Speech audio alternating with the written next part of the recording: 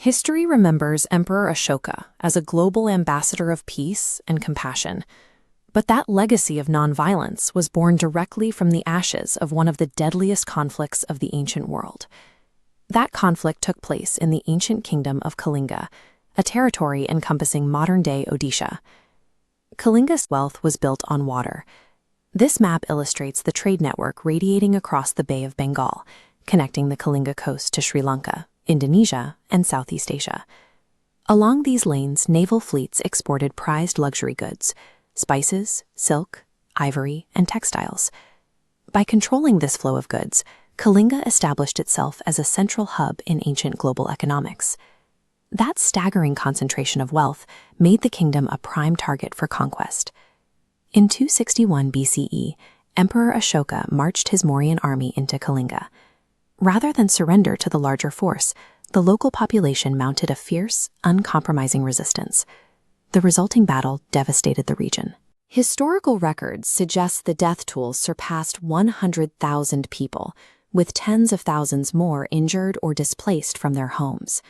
Walking through the aftermath of this slaughter, Ashoka reached a psychological breaking point.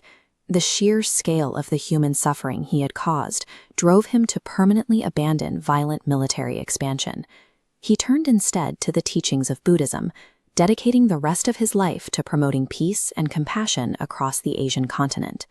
It is a stark historical reality.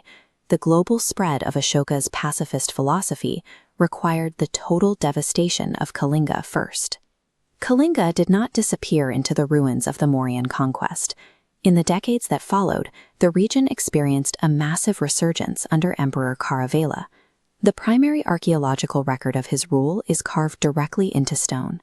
The Hatti Gumpha inscription documents his rapid territorial expansions and detailed administrative policies. Kharavela funneled the kingdom's resources into public works, building large-scale irrigation systems. He heavily funded the arts and enacted policies that protected Jainism while supporting multiple religious practices. This golden age proved that the people of Kalinga possessed an extraordinary capacity to rebuild and elevate their distinct cultural identity. As that identity matured over the centuries, it produced the Kalinga architectural style, a highly sophisticated method of structural engineering and stone carving. The Eastern Ganga dynasty applied this style to construct the massive Jagannath Temple at Puri, establishing one of Hinduism's holiest pilgrimage sites. The temple remains the center of the annual Rath Yatra festival, where millions gather to pull these towering chariots through the streets. Further up the coast stands the 13th century Konark Sun Temple.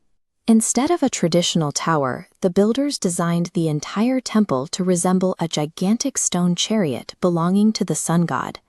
Along its base, they carved 12 massive stone wheels, requiring intricate craftsmanship, where every spoke and rim is layered with detailed miniature sculptures.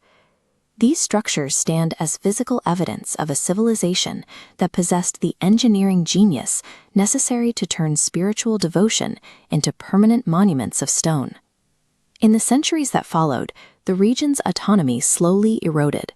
Campaigns by the Delhi Sultanate, the Mughal Empire, and the Marathas steadily stripped away local control. By 1803, the British East India Company took complete authority over the territory, imposing a crushing system of heavy taxation on an already strained population.